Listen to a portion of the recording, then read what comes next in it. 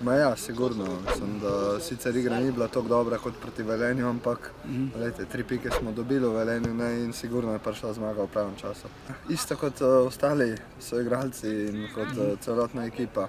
Mislim, da ko ne gre, enostavno še bolj treniraš in lepo postaneš ponižan, delaš na treningu in potem se ti vse vrne na tekmi in tako se nam je tudi vrnilo proti Gorici. Je pa res, da je bilo zdaj veliko tekem in da smo, jaz osebno smo kar utrujeni, verjamem, da so tudi naši igralci, tako da, ampak mi damo vedno maksimum in smo se vrnili. Recimo, da sem, no, sicer me poškodba me je kar presekala in se je težko vrniti, ker en mesec nisem treniral, ampak glejte, lahko bi bilo malo več golov, ampak dobro, važno, da ekipa to zmaguje, to v bistvu se ne gleda na to, ampak ko se zgublja, seveda, če ne dosežemo zadetka, smo krivi napadalci in to je povsem res in parkrat smo zatajili letos, ampak upam, da ne bo tako, da mislim, verjamem, da ne bo tako zadnje 3 tekme. Mislim, da bo tekma s Celjem tudi gledljiva, mislim, da bo dobra tekma, ker smo oboji dobri, tako da sigurno, če bo veliko podpore, bo nam to lažje.